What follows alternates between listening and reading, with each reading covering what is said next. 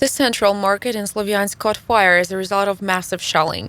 Vadim Lyach, the head of Sloviansk military and civil administration, reports that the Russian military shelled the city center and Warsaw, Pivnichny, and Slavkurort districts. As a result of shelling in Sloviansk, 2 people were killed and 7 more were injured, reports the press service of Sloviansk military and civil administration. According to updated information, as a result of yesterday's massive shelling of the city, 2 people were killed, 7 more were injured. The report reads, since February the 24th, 17 people died in the community and 67 have been injured. The press service of Donetsk region police reported that on July the 5th, Russian troops had carried out 23 strikes on 12 settlements in Donetsk region. 44 civilian objects were destroyed and damaged. Timur Beridze, the imam of Luhansk Muslim community, informed on his Facebook page that the Russian military had destroyed the Bismillah Islamic Cultural Center in Sievierodonetsk. The center was destroyed on June the 16th at 9 a.m. purposefully. There was a shelling with cluster bombs, Beridze said. He added that 20 people who had been collecting water in the courtyard of the center during the shelling had been killed in the city. Some of the dead are buried next to the Gruzia cafe, which was destroyed along with the mosque. On the night of July the 6th, the Russian army shelled Kharkiv National Pedagogical University. A 40-year-old watchman died. This is reported by Kharkiv Regional Prosecutor's Office. As a result of the shelling, 3 floors in the central building collapsed. Windows were blown out in other buildings. The nearest residential buildings are about 300 meters away. The main infrastructure facilities of our university were damaged. First of all, the very educational complex named after Ivan Prokopenko, the scientific library, the university museum, the editorial office of the Vchitel newspaper, the rector's department, and the Grigory Kvitko-Osnovyanenko faculty of Ukrainian language and literature were damaged here. And of course, other buildings of our university were affected by the blast wave. Windows were blown out. The destruction is quite serious. According to him, the central building was destroyed by 50%. The monument to Grigory Skovoroda was completely destroyed.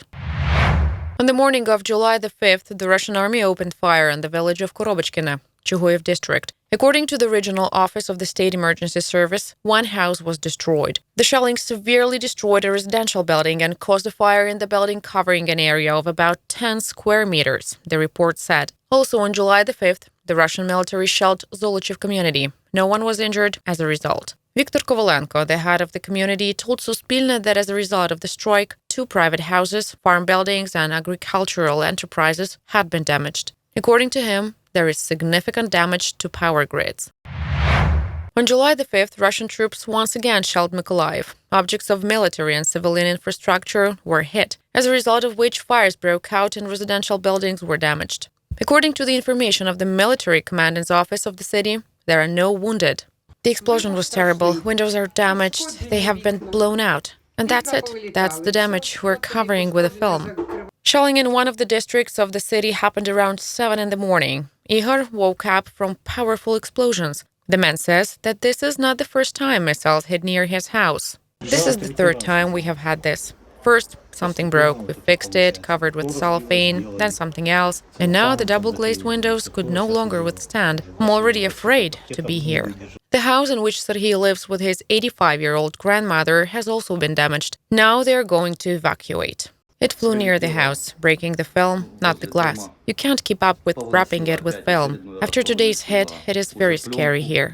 Very. We will evacuate the grandmother. One of the Russian missiles hit the city's House of Culture. The building is 80% destroyed. There was a direct hit of the missile in the large hall. It was completely destroyed, and there were cracks all over the facade. Today, approximately 80% has been destroyed. That is, the material and technical base, the premises themselves, and the building, everything. The premises and the building are not subject to reconstruction or restoration. Most likely, the conclusion will be that it is necessary to demolish and build a new one, because all the structures have been completely cracked. Employees of the establishment were on the scene at the time of the explosion, but no one was injured. A fire broke out on the territory. Rescuers extinguished it.